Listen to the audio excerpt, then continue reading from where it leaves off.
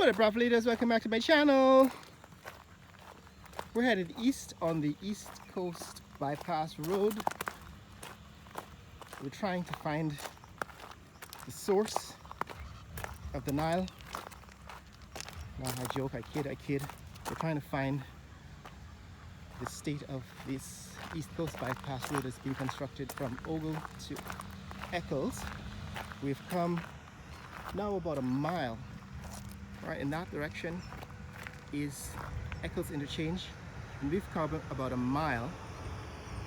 That high top, that's the landfill. We've passed the landfill in the previous video. Go back and check a look at that, where I discuss what is happening here. So in this is the third section of this video. What we're doing is walking along the East Coast Bypass Road, this road, new road that's being constructed, and I'm talking about why I'm doing this and where the money is coming from, and actually pointing out that this is really not a political exercise. What I'm doing here is not trying to compare the performance of the PPP or the PNC or the APNU or all the various parties, AFCs and so on. That's not what we're doing here. The objective of this video is simply to chronicle, to catalog, to record the changes in Guyana that are happening as a result of the oil and gas industry. That is all. And the premise is very simple. None of this development would be possible without the money from oil and gas industry. Right? So regardless of which political party is in power, if you don't have money to build, nothing will be built. And so what we're talking about is how much money is being spent to build these projects, and what are we getting for the money we're spending. According to the Bank of Guyana records, $1 billion will be withdrawn from the Sovereign Wealth Fund this year, and this is what we're getting for that $1 billion. We're getting an East Coast bypass road and various roads around the country. We're getting a bridge, and we're going to take a look at the developments there. I've covered the Demerara Bridge, the new Demerara Bridge in the previous video. We'll go back and see how progress has been made since the last time I visited. We're getting airport modification. Now the government is going to build a new terminal at Timeri.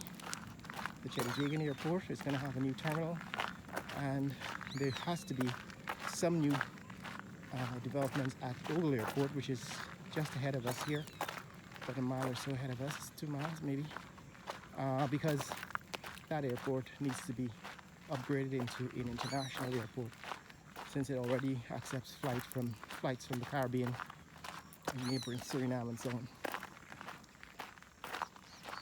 So that's what we're talking about in this video, basically showing you that the construction work that is being done in Guyana is being paid for with money from the oil and gas industry, and none of this would be possible without the oil and gas industry. So what is being spent is real money from oil and gas, and that I project will be about $1 trillion in the first 10 years. So by the time you get to 2030, by the time we get to 2030, that's the first 10 years of oil and gas production in Guyana. Guyana would have received $1 trillion from the oil and gas industry, or this would have spent $1 trillion.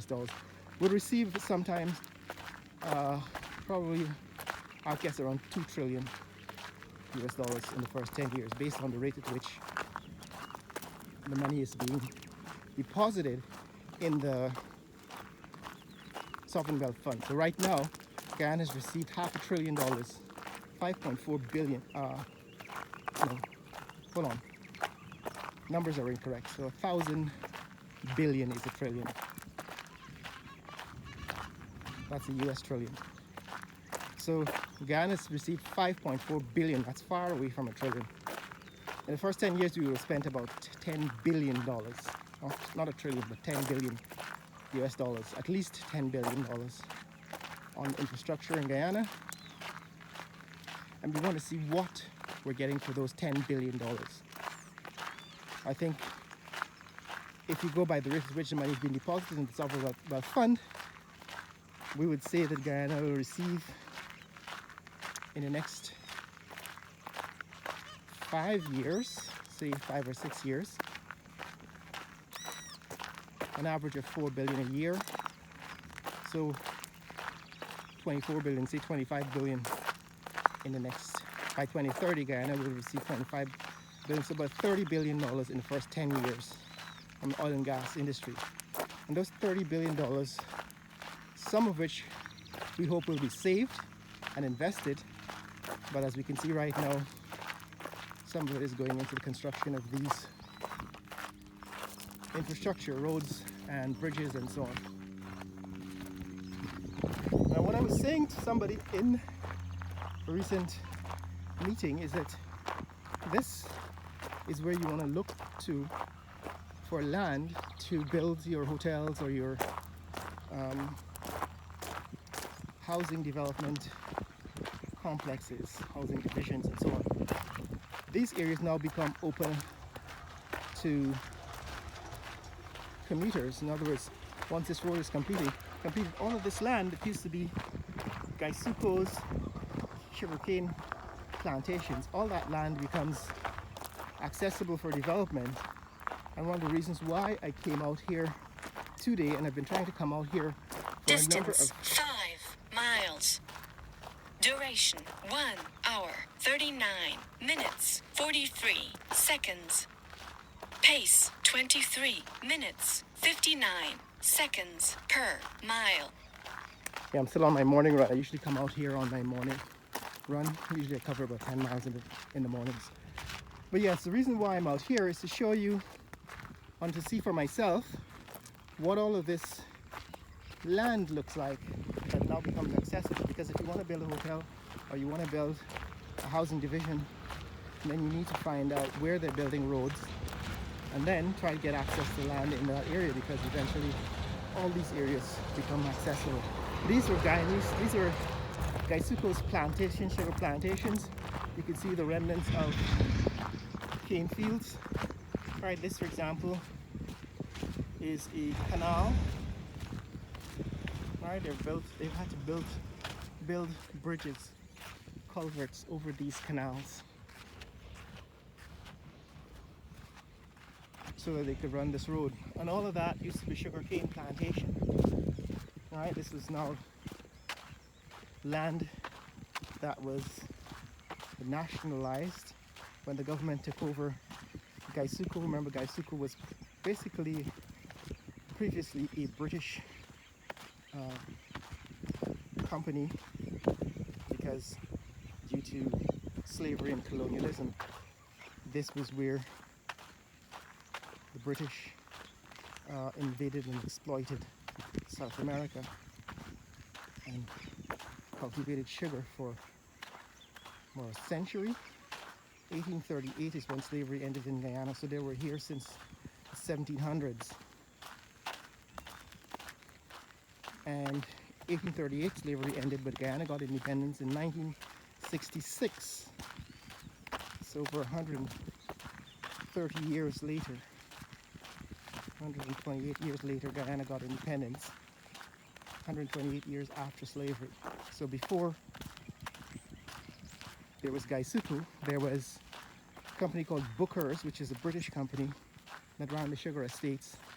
And then the government, after independence, nationalized, basically bought out Booker's and decided to run the sugar industry as a national company, a government-owned company. And all of this land is where sugar grew. This was part of the Ogle estate system.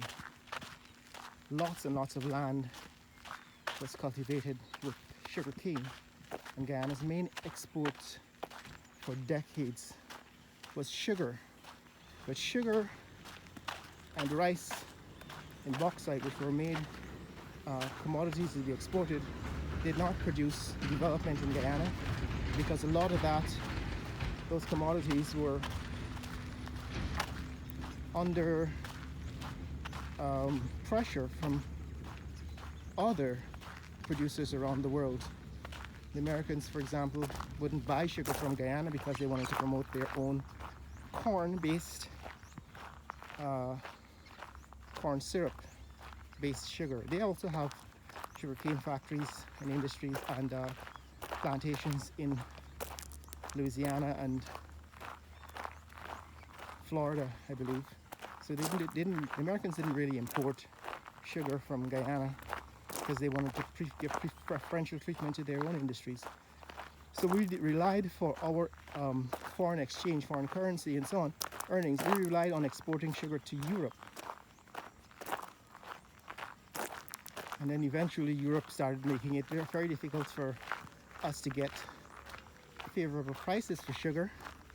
So the sugar industry never really brought significant development to Guyana. Neither did rice. But now we have oil and gas. Oil and gas is sold in US dollars. And so we're now a petro state because the US dollar, when it's sold, when oil and gas is sold in US dollars, that's referred to as the petrodollar, petroleum dollar. And Guyana now is a petro state. And that actually brings significant capital to the country. All right, the oil and gas industry has brought more money in the last 4 years than the sugar industry and the rice industry combined. And now sugar and rice are minor commodities. Oil and gas now accounts for about 75% of Guyana's GDP. The GDP, which in fact is growing, it's now per capita the largest in the Caribbean, except for a few places like Bermuda and Cayman Islands or the Bahamas, which are tiny islands that basically get their foreign exchange from financial industries, basically selling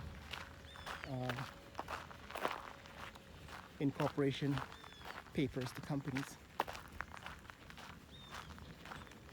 So you can basically register a company in the Bahamas or Bermuda, Cayman Islands, and because of the low tax structure, a lot of your company's earnings are treated as tax-free, but your company's revenue gets recorded as gross domestic product in these locations, these islands. And that is why they have such high GDP.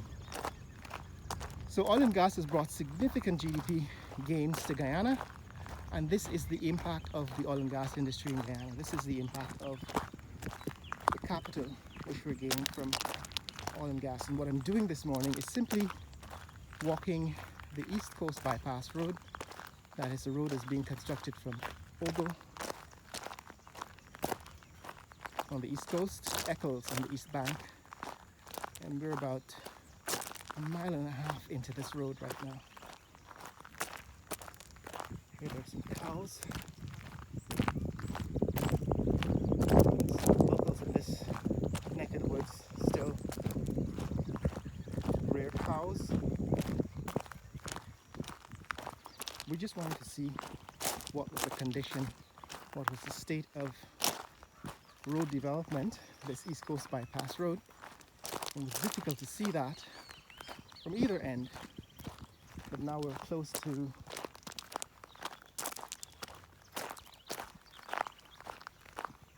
here. We are at the 1.5 miles into it. We can see there's a major bridge that's being constructed here.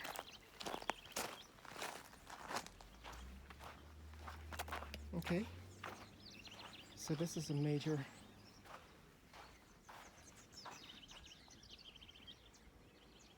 hole in the ground that is going to eventually probably feature a bridge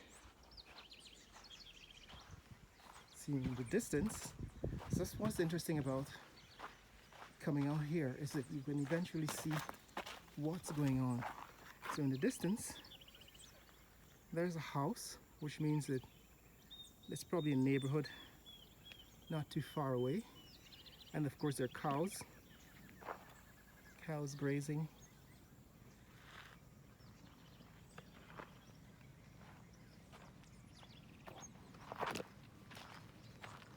And here, there's a bridge that's being constructed.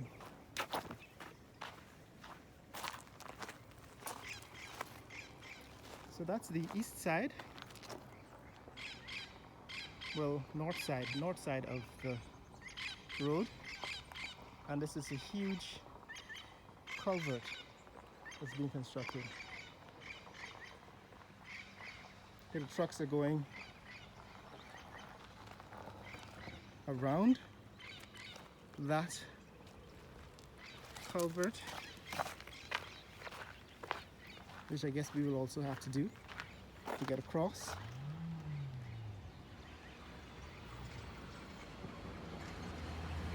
So this is what is happening here in this neck of the woods. This is the state of construction of the East Coast Bypass Road.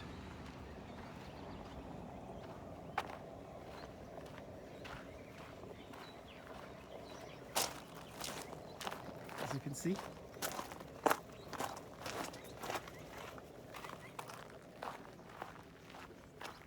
we're just going to cross over to the other side so we can continue our trek along the East Coast Bypass Road. So yes guys, what I'm doing is showing you what oil and gas is doing for Guyana and doing some basic computation about what it's costing the government, how much of the money that's going into the Sovereign Wealth Fund is being spent on these projects, and what we're getting for the money we're spending. Right, that's all that's happening here. It's not a criticism of your political party or any political party.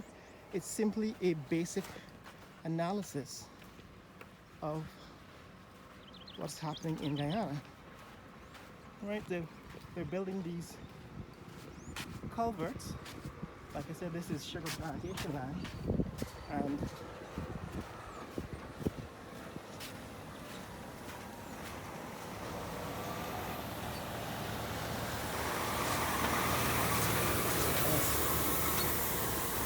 filtered water, it says. So these trucks are all coming through.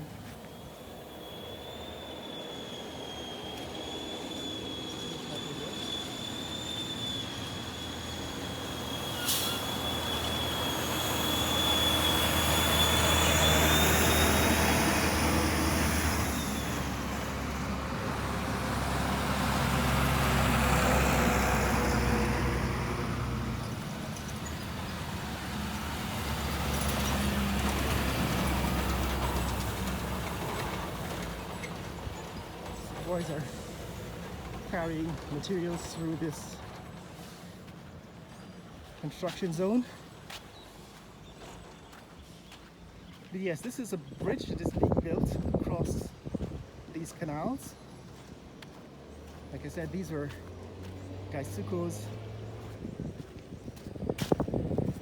lands, right, sugar plantation lands, and they were canals that were dug across the entire area to create these irrigation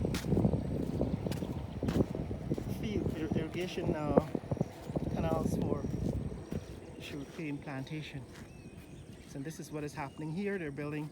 So the point is that if I didn't come through this neck of the woods, you would not be able to see all of this construction, what is going into the construction of this road, right? So that's the whole point of this video, to be able to chronicle, to catalog, to capture the development of this infrastructure here in Guyana. We're about 1.5 miles, maybe even close to 2 miles away from the